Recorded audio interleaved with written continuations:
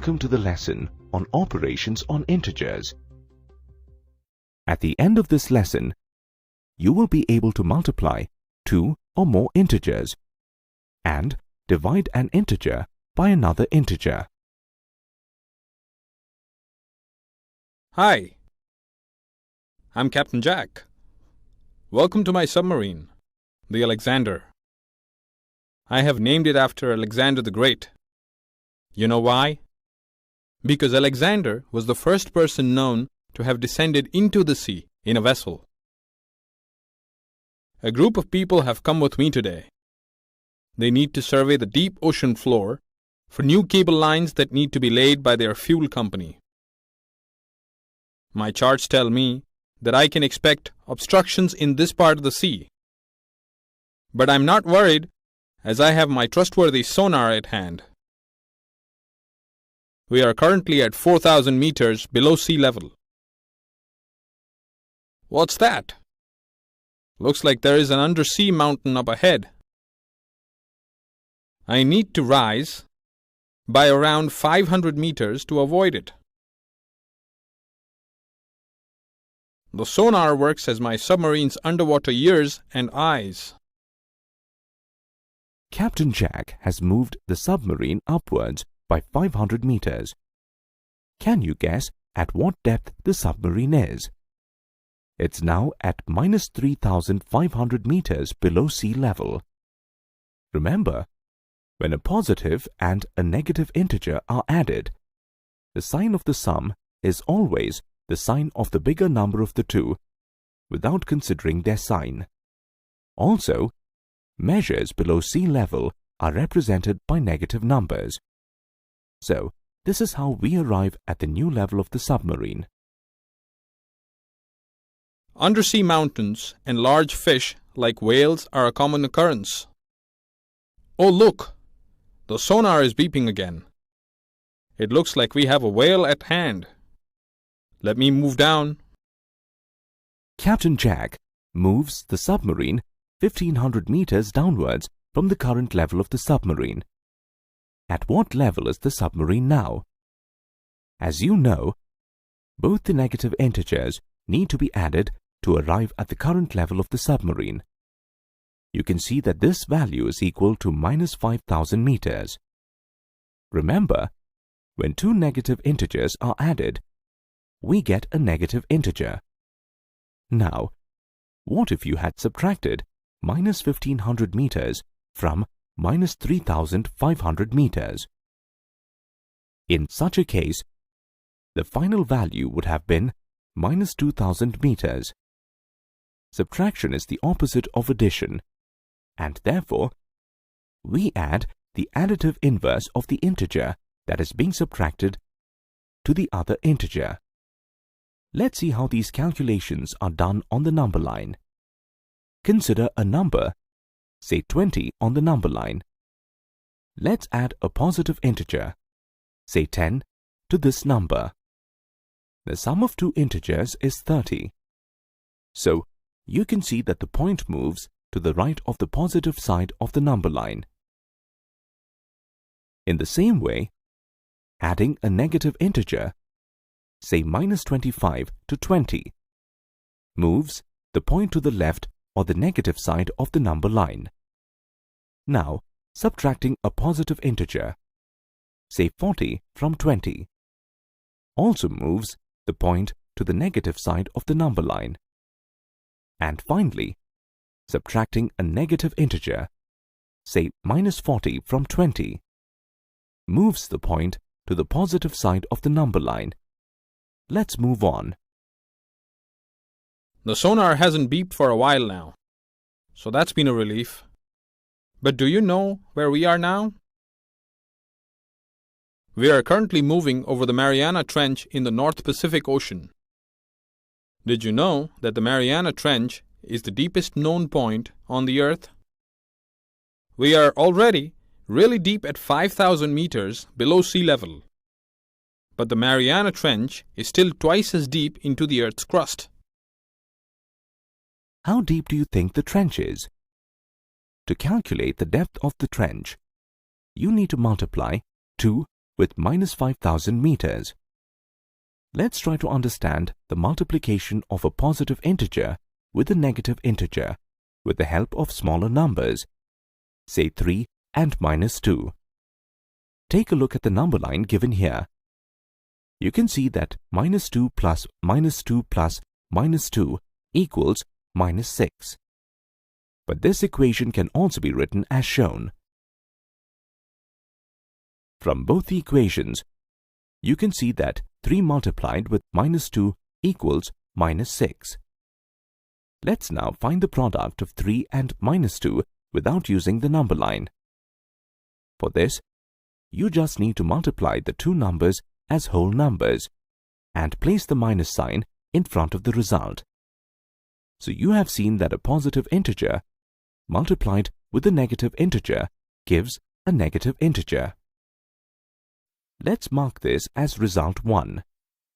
But what if you multiply a negative integer by a positive integer? To understand this, let's take a look at the pattern followed.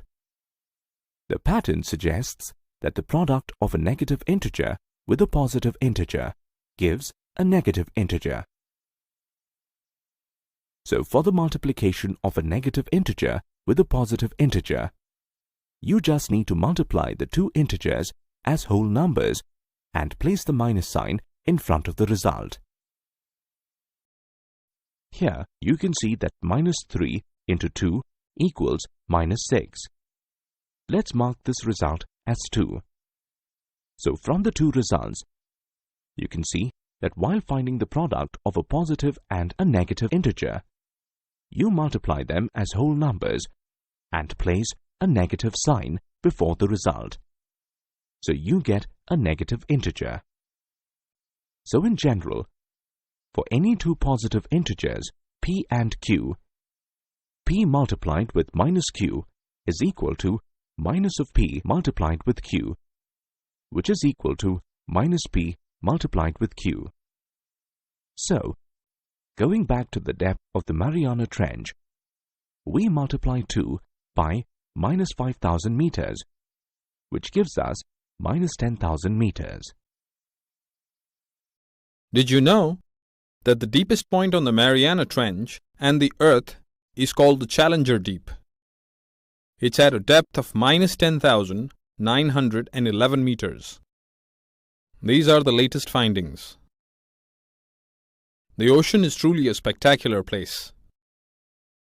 We have seen the multiplication of a positive and a negative integer. Now, what if both the integers to be multiplied are negative? For example, consider minus 2 multiplied with minus 4. Let's follow a pattern and write the numbers as shown. From the pattern, you can see that the product of two negative integers is a positive integer. The two negative integers are multiplied as whole numbers and a positive sign is placed before the product. So in general, for any two positive integers, p and q, minus p multiplied with minus q is equal to p multiplied with q. Let's now find the product of 3 or more negative integers. Take a look at the examples given here. You have seen that the product of two negative integers is positive. And in these examples, you can see that the product of 3 negative integers is negative. That of 4 is positive. And that of 5 is again negative. So in general, you can say that if the number of negative integers in a product is even, then the product is a positive integer. And if the number of negative integers in a product is odd, then the product is a negative integer. Now, let's consider a special case where the numbers to be multiplied are all minus 1. Here, you can see that the product of an even number of minus 1s is plus 1, and that of an odd number of minus 1s is minus 1. Now, what result do you get if you multiply a negative integer, say minus 2 by 0? As you know, any whole number multiplied with 0 gives 0. Now, if you look at the pattern given here, you can see that any negative integer multiplied with 0 also gives 0. So in general, you can say that for any integer p, p multiplied with 0 is equal to 0 multiplied with p, which is equal to 0. The survey for laying the cable lines is progressing really well.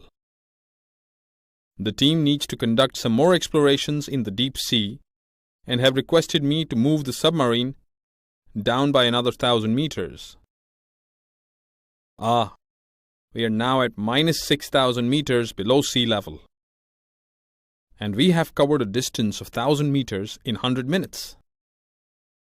So, the velocity or speed of the submarine was minus 10 meters per minute. How did Captain Jack arrive at this value? Well, he divided minus 1,000 by 100. Here, did you notice the division of integers? Take a look at the example given here. You can see that minus 3 times minus 5 gives us 15, and 15 divided by minus 3 gives minus 5. So, the division of a positive integer by a negative integer results in a negative integer. Now, consider another example. Here again, the division of a negative integer by a positive integer results in a negative integer. In both these cases, the two integers are divided as whole numbers and a minus sign is placed before the quotient or the resultant.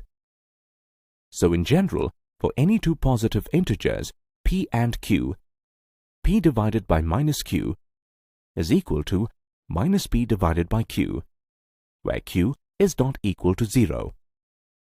Now, observe the example of a negative integer getting divided by another negative integer. Here, minus 4 times 5 gives minus 20, and minus 20 divided by minus 4 gives 5. You can see that the division results in a positive integer. Here the two integers are divided as whole numbers and a plus sign is placed before the quotient.